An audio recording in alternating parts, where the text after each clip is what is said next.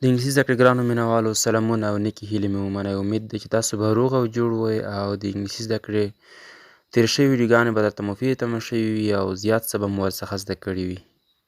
ګرانو زده کوونکو، یو ځل بیا مو د انګلیسي زده کړې پروګرام په یوه نوې ویډیو کې هرکلی کوم.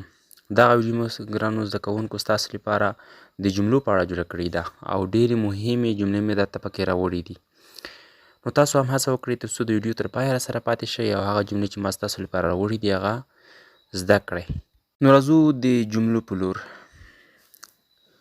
لومړی جمله We help them. We help them. مونږ د دوی سره کومک کوو. We help them. مونږ د دوی سره کومک کوو.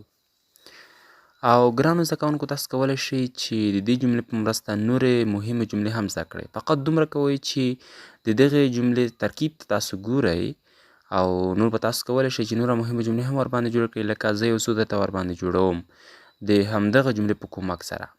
ګورئ دوستانو، دلته په اخر کې دم راغلی دي، نو زه دلته دغه ضمیر ورته بدلوم. مثال وایم We help you. مونږ ستا سره کومک کوو. د دم په ځای مې یو راواخیست. او همدا قسم د سر کوم ضمیر چې دی هغه اوس بدلوم، لکه وایم I help them. زه د دوی سره کومک کوم. I help them. زه د دوی سره کومک کوم. او داسې نورې مهمې جملې تاسو کولی شئ چې ورباندې جوړې کړئ. راځو دوهمې جملې ته. They said me.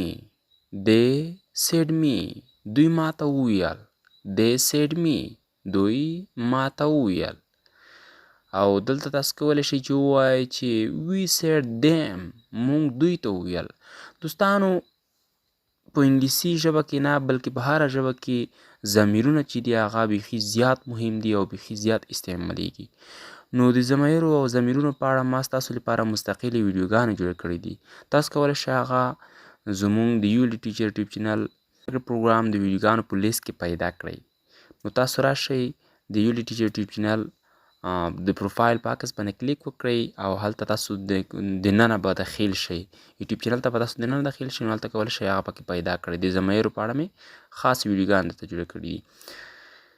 نو دلته تاسو ګورئ فقط د ضمیرونو بدلولو سره ما څه وکړل، ځان ته جملې ما درته جوړې کړې. ښه ګرانو دوستانو، They said me. دوی ما ته وویل. We said them. مونږ دوی ته وویل. او داسې نوره جملې. راځو بلې جملې ته. Please write me a letter. Please write me a letter. مهرباني وکړه ما ته یو خط ولیکه. Please write me a letter. مهرباني وکړه ما ته یو خط ولیکه. او دلته تاسو کولی شئ ګران دوستانو چې داسې هم ووایئ Please write us a letter. د می په ځای دلته از ور اضافه کړئ. مهرباني وکړه موږ ته یو خط ولیکه. او داسې نور. راځو بلې جملې ته. Our home is far from company. Our home is far from company. زمون کور چې دی هغه له شرکت یا کمپنۍ څخه لرې دی. Our home is far from company. او زمون کور چې دی هغه له شرکت یا له کمپنۍ څخه لرې دی. نو دوستانو، far چې دی لرې ته ویل کیږي. تاسو کولی شئ دلته نورې جملې هم جوړې کړئ، لکه زه وایم Our home is far from school. Our home is far from shop. Our home is far from city. او داسې نور. او راځو یوه بلې ډېرې مهمې جملې ته، کومه چې بیخي زیاته استعمالیږي. This is my first year. This is my first year. دغه زما لومړنی کال دی. This is my first year. دغه زما لومړنی کال دی. هغه کار چیرته مثال ته وایي چې This is my first year in United States. دغه زما لومړنی کال دی په امریکا کې.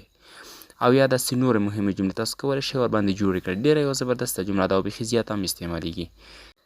ګران زده کوونکو، همدومره جملې بس دي.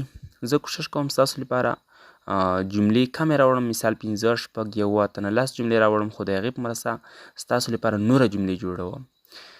او تاسو هم کوشش کوئ په هماغه جملې چې ما ستاسو لپاره راوړې دي په هغې باندې تاسو اکتفا مه کوئ، په هغې باندې تاسو نوره مهمې جملې جوړوئ تر څو انګلیسي مو ورسره زده شي او خپل ضرورت ورباندې رفع کړی شئ. نو ګرانو زده کوونکو، نننی درس په همدغه ځای باندې بس کوو. که چېرته تاسو زموږ ULD ټیچر یوټیوب چینل نه وي سبسکرایب کړی نو یوټیوب چینل در سره سبسکرایب کړئ او د نور دوستانو سره هم دا ویډیو سره شیر کړئ تر څو هغه هم له دغه جملې څخه برخمن شي او یو څه ورڅخه زده کړي. بیا چې تاسو په درنه حضور کې د نوې ویډیو سره حاضرېږم ماته اجازه کړئ تاسو په پاک رب سپارم. الله مو مل شه and thank you very much.